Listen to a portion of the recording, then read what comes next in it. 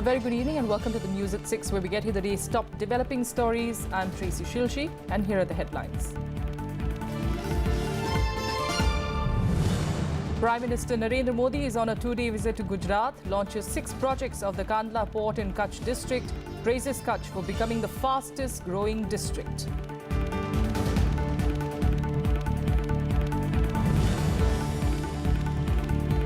Special CBI court sentences former Coal Secretary H.C. Gupta and 2 officials to 2-year imprisonment in the coal scam case.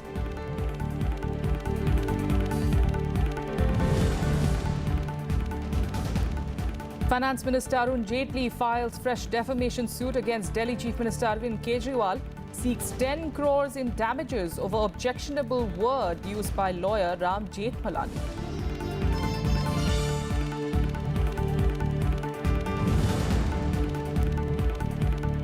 And US President Donald Trump arrives in Israel for a 2-day visit, says a rare opportunity exists to bring peace to the region ahead of his meetings with Palestinian leaders. Top story this evening. Prime Minister Narendra Modi began his 2-day visit to his home state of Gujarat on Monday. On the first day, the Prime Minister laid the foundation stones for several developmental projects at Kandla port. Modi also inaugurated the Narmada Canal pumping station on the Kutch branch canal of near Bhachau town in Kutch district. This is the Prime Minister's 3rd visit to Gujarat, remember, this year, ahead of the crucial assembly elections to be held later. Arriving in Gujarat on his 3rd visit in 5 months, Prime Minister Narendra Modi laid the foundation stone of 6 projects of the Kandla Port Trust on Monday. The projects are worth 993 crore rupees. Addressing the public, the Prime Minister said the Kutch region was the country's fastest growing districts, despite suffering unimaginable losses in the devastating earthquake in 2001. He also added that the Kandla port has the potential to play an important role in India's economy, as it has emerged as one of the most important ports in Asia.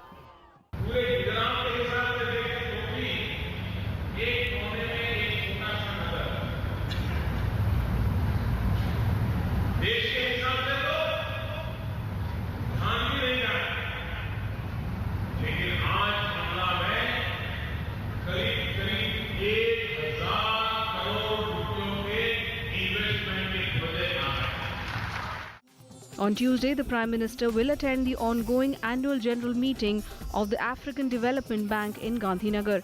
He will also meet delegates on the sidelines of the AGM. Also attending the meeting is Finance Minister Arun Jaitley, who will chair the meeting of the Board of Governors of the African Development Bank. Over 3,000 delegates from 81 member countries are attending the conclave, which is being held in India for the first time. Bureau Report, Rajya Sabha TV. On to other news. And security forces today recovered arms and ammunition in forest areas of Handwara of Jammu and Kashmir's Kupwara district. Army personnel recovered a pistol, 2 pistol magazines, 40 rounds of ammunition and binoculars. A brief encounter took place between security forces and terrorists on Sunday, in which 3 army jawans were martyred along the line of control in Nogam sector. 4 terrorists were also killed in the gun battle that started on Saturday. Amid the ongoing unrest in the valley, Home Minister Rajnath Singh had asserted yesterday that the Modi government will find a permanent solution to the Kashmir problem. Meanwhile, in another development, the BJP strongly opposed a bid by the opposition to hold a national conclave in Kashmir on the first week of June. The Kashmir conclave has been called to address the ongoing protests in the valley. Kashmir issue is concerned, if the opposition feels that this is a very important issue, as they say, then naturally, rather than speaking in different voices, they should all be speaking unanimously in the same voice. They should concur with the voice of the government and we should all stand together.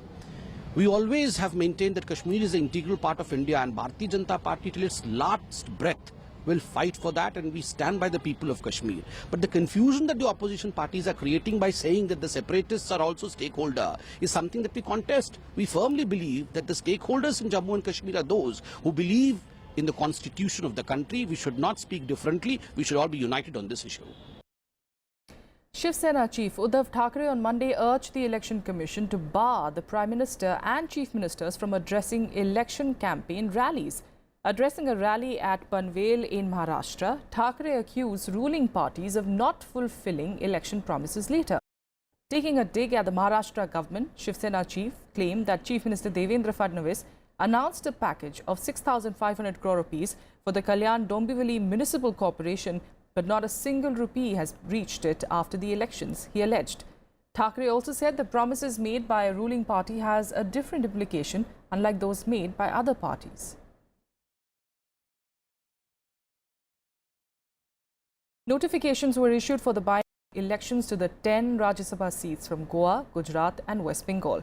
The term of 10 Rajya Sabha members, including Union Minister Smriti Irani, CPIM General Secretary Sitaram Yechuri and Trinamool Congress leader Derek O'Brien, is due to end later this year. The last day of making the nominations for the elections is the 29th of May, while candidates can withdraw their names by the 1st of June.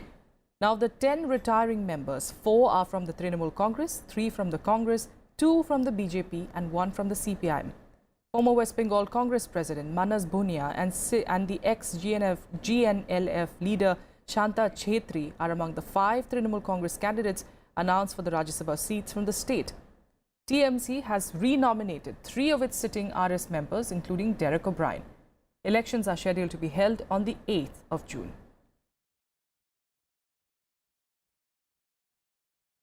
Now to Uttar Pradesh, where the Yogi Adityanath government has reportedly decided to end minority quota under various schemes launched by former Chief Minister Akhilesh Yadav. Around 20% quota was fixed for 85 schemes during the Samajwadi Party regime. According to reports, the move is in line with the BJP's election announcement that claimed that the party will end caste-based appeasement in the state. Akhilesh Singh's dream project, Samajwadi Smartphone Yojana, was also scrapped by the new government in April. The Muslim community and minority community has never been benefited because of the appeasement policy of Congress. Had it been true that there has been a benefit, the Muslim community had been the beneficiary of because of this appeasement policy, then the situation of Muslim community would have been very different. Our policy to take everyone along, sabka saath, sabka vikas, that policy has benefited everyone, and that will benefit everyone without appeasing any particular community. अभी तो इन्होंने कहा है कि cabinet में उसको मंजूरी देंगे, देखते हैं किन योजनाओं में किसको लाभ मिला है, किसको नहीं मिला है, जो जांच का विषय है वो है। बहुजन समाज पार्टी का ये कहना है कि कोई भी चीज या कोई भी विषय आप विकास के नाम पे करें, ना कि भेदभाव के नाम पे, धर्म के नाम पे, जाति के नाम पे। बहुजन समाज पार्टी इसके सख्त खिलाफ है। Sacked Delhi Minister Kapil Mishra on Monday lashed out at Chief Minister Arvind Kejriwal again for being silent on corruption allegations against him. Arvind Kejriwal has already rubbished the allegations leveled by Kapil Mishra. The Aam Aadmi Party convener maintains that the allegations do not merit a response, as even his opponents were refusing to buy them. Hitting out at Mishra without of course naming him, Kejriwal said that it pains to be backstabbed by his own people. Mishra had alleged that Kejriwal was linked to a hawala scam and received 2 crore rupees in cash from shell companies.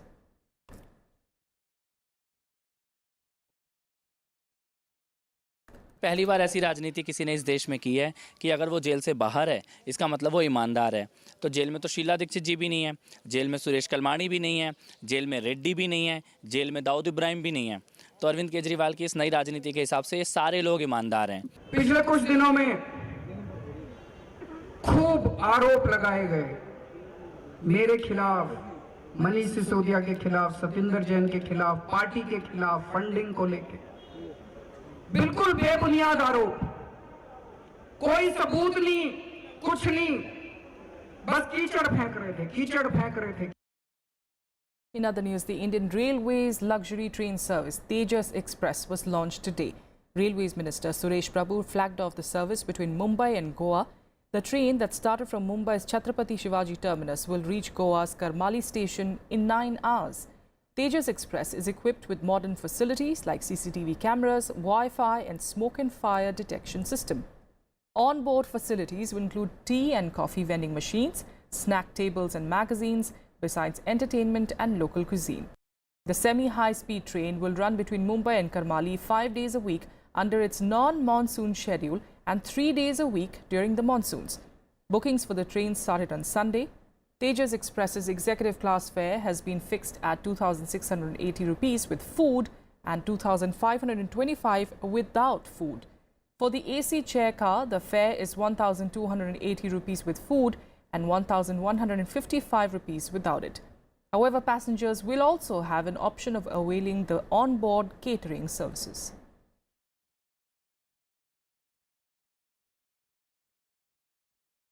With that, a look at what else is making news across the country in Nationwide.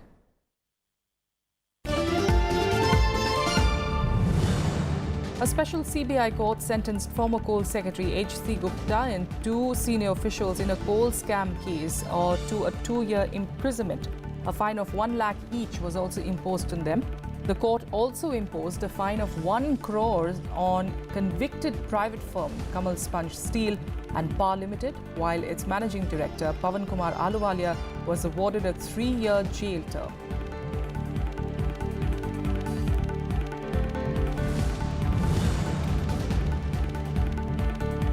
Finance Minister Arun Jaitley filed a fresh defamation suit against Delhi Chief Minister Arvind Kejriwal, seeking 10 crore rupees after his lawyer Ram Jethmalani allegedly used an objectionable word against Jaitley in court last week. Jethmalani made the comment on the 17th of May during cross-examination. It was the second defamation case filed by Jaitley against Kejriwal.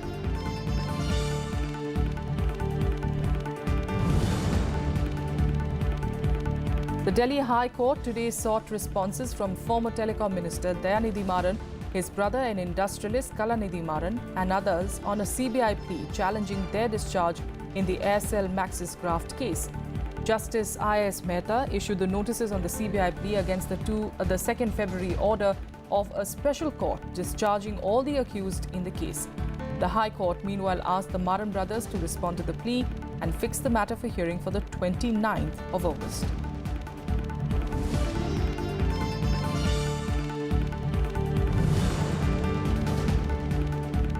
The country's largest aerospace and defense company, Israel Aerospace Industries, on Sunday said that Israel will supply advanced long-range air and missile defense systems to 4 Indian Navy ships under a $360 million deal. The deal will be jointly executed with Bharat Electronics Limited. The announcement of the deal comes ahead of Prime Minister Narendra Modi's likely visit to Israel in July.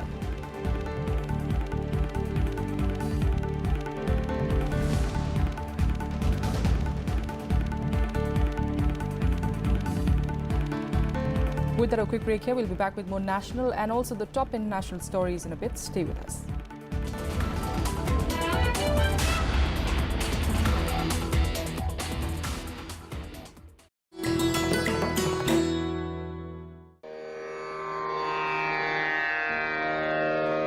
The sacred relics of Buddha were unearthed in Piprava in Uttar Pradesh. Buddhist monks from all over the world visit the National Museum to pay their respects. These charred bone fragments of Buddha are housed in the gold canopy gifted by the royal family of Thailand.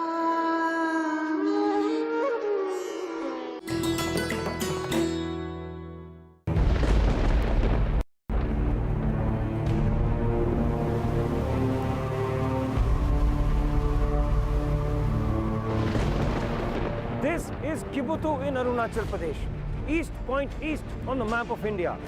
Kibutu is dangerously close to the Chinese pressure point.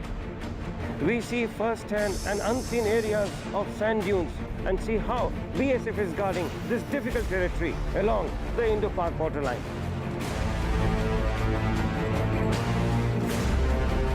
We are now slowly entering into the interior-most parts of the Sir Creek area. Indo-Tibetan Border Police Force justifies each word of this saying. Watch super exclusive episodes of National Security Series only on Rajya Sabha television.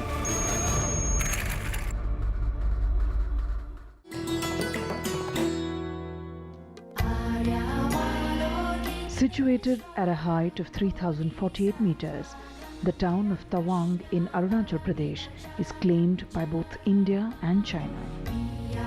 It was historically a part of Tibet, inhabited by the Mon Pass. The Tawang monastery in the town is the largest Buddhist monastery in India. It was inspired by the 5th Dalai Lama, Gawang Lobsang Gyatso, and was built in 1681 by Merit Lama Lotre Gyatso. Tawang monastery stands on top of the mountain, 10,000 feet above sea level, also known as the Golden Namgyal Latse. The centerpiece of the 3-storied monastery is a massive, richly adorned statue of Lord Buddha, whose benign presence blesses one and all.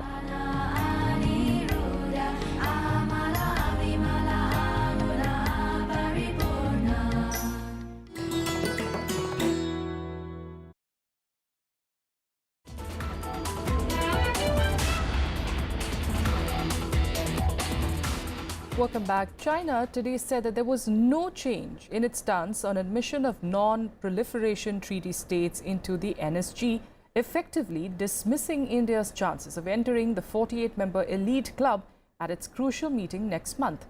China's support is crucial for India as new membership in the NSG is guided by the consensus principle. In response to a question, a Chinese Foreign Ministry spokesperson said that China's position on the non-NPT members' participation in the NSG has not changed. Following India's application to the NSG, Pakistan too submitted its membership bid with China's backing. While India's bid is backed by the US and several Western countries, China maintains that new members must sign the Nuclear Non-Proliferation Treaty. India has refused to sign the NPT as it considers it discriminatory.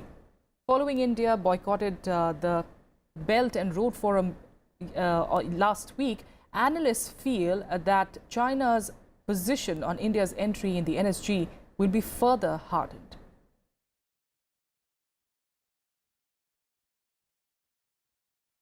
An Indian national was arrested in Pakistan on Sunday for reportedly not carrying complete travel documents.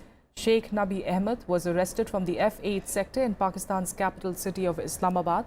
He's been booked under the Foreigners Act and sent to judicial custody for a fortnight. The Mumbai-based businessman allegedly could not produce any document when the police demanded to check his visa after he told them that he was an Indian. Pakistan is reportedly yet to inform the Indian High Commission. The arrest comes days after the International Court of Justice stayed the execution of Indian national Kulbhushan Jadhav. Jadhav was sentenced to death in the Pakistani military court on charges of involvement in espionage and sabotage activities against the country.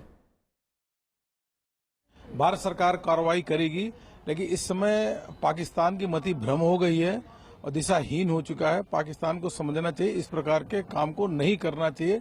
इससे उसको बार-बार उसके करारा उसके तमाचा लग रहा है, इसलिए इन सब चीजों से पाकिस्तान को बचना चाहिए। US President Donald Trump arrived in Israel on Monday for a 2-day visit with the hope of reviving peace talks between Israel and Palestine. Trump said that there was a rare opportunity to bring peace to the region ahead of his meetings with the leaders of both the nations. Earlier, the US President wrapped up his 2-day visit to Saudi Arabia, where he addressed the Arab-Islamic US Summit in Riyadh on Sunday. Trump also called on Arab nations to fight terrorism within their borders. He also urged Islamic leaders to take a stand against violence in the name of religion. US President Donald Trump arrived in Israel on Monday amid hopes of reviving peace talks between Israel and Palestine. The US President said there was a rare opportunity to bring peace to the region. Describing the Israeli-Palestinian peace agreement as the ultimate deal, Trump said both sides needed to hold direct talks. In his 2-day stop, Trump will also hold talks with both Israeli and Palestinian leaders. We have before us a rare opportunity to bring security and stability and peace to this region and to its people, defeating terrorism and creating a future of harmony, prosperity, and peace. But we can only get there working together. There is no other way. Earlier, Trump wrapped up his 2-day visit to Saudi Arabia. On Sunday, he met leaders of more than 50 Arab nations at a summit to discuss radicalization. Calling Islam one of the world's greatest faiths, Trump said US was not at war with it. Defining the battle against terrorists as a battle between good and evil, he urged Muslim-majority countries to do their share in the fight against Islamist extremism. The nations of the Middle East will have to decide what kind of future they want for themselves, for their country. It's a choice between two futures, and it is a choice America cannot make for you. A better future is only possible if your nations drive out the terrorists and drive out the extremists. Arab leaders also expressed the need of combating extremism in the region. Terrorist groups do not inhabit the fringes of Islam. They are altogether outside of Islam. They are Khawarij, outlaws of Islam. And Arabs and Muslims make up, as you pointed out, sir, the majority of their victims. Muslims all over the world should unite. Unite to enhance Ukhuwah Islamiyah, Islamic brotherhood. The unity of Muslims is the key to success of combating terrorism. Trump is on a 9-day foreign visit to the Middle East and Europe. His first foreign trip after taking office will end on Saturday after visits to the Vatican, Brussels and Sicily. Bureau Report, Rajya Sabha TV. And now let's take you through some more international news updates in Global Buzz.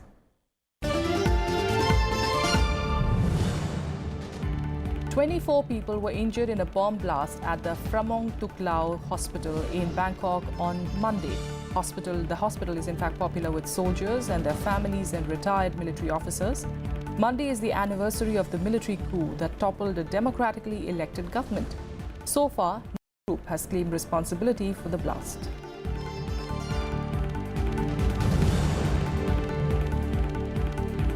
Gunmen in Kabul attacked a guest house, killing a German woman and beheading an Afghan guard. The attackers targeted a guest house run by a Swedish NGO, Operation Mercy. A second woman from Finland is missing and has possibly been kidnapped.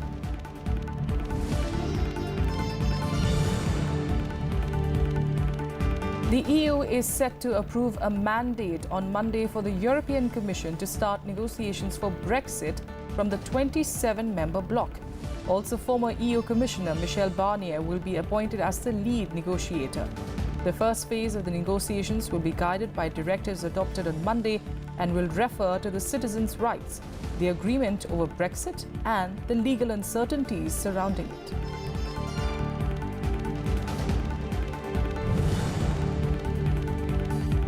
Hundreds of Syrian rebels and their families left the last opposition-held district of Homs on Sunday. According to Barazi, nearly 3,000 people left in the final phase of the evacuations of insurgents from Al-Wair. This completed a deal that brought the whole city under the president's control for the first time since the war started.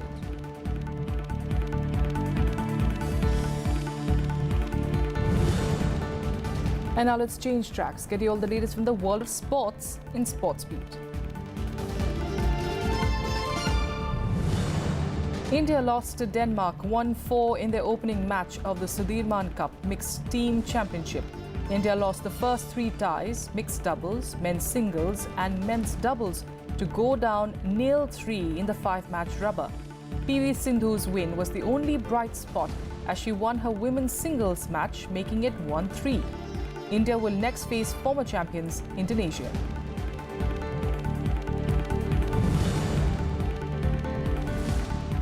Indian squash player Harinder Pal Sandhu beat Mohammad Shafiq Kamal of Malaysia in the Makati Open.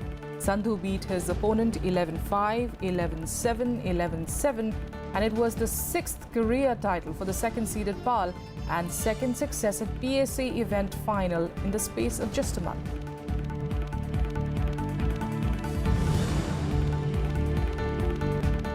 Indians Dvij Sharan and Purav Raja won the tennis Bordeaux Challenger Trophy. Third-seeded pair defeated the fourth-seeded Mexican-Kiwi combination of Santiago Gonzalez and Artem Sitak of New Zealand 6-4, 6-4. This year, Dvij and Raja have mostly played on the ATP World Tour, and it was only their 4th tournament on the Challenger Tour. Real Madrid claimed their first La Liga title in 5 years as they beat Malaga 2-0 in the final league game. Needing just a point to win the title, Cristiano Ronaldo gave them an early lead before Karim Benzema doubled it just after halftime. Madrid beat out Barcelona at the top of the table by 3 points as the Catalans come from behind 4-2 victory over Eibar. By the way, notice the tactics there. We get a chance to show that again. Tactical adaptation. Ball through. Ronaldo on. Tries to get around Cavani. And less than 100 seconds in. Alexander Zverev beat world number 2 Novak Djokovic 6-4, 6-3 to win the Italian Open. Zverev became the youngest player of the Masters 1000 tournament and controlled the play from the back of the court with his fluid two-handed backhand and heavy forehand. Djokovic, who in fact looked in the semi-final match against Dominic Thiem, was unable to recapture the same form against Zverev.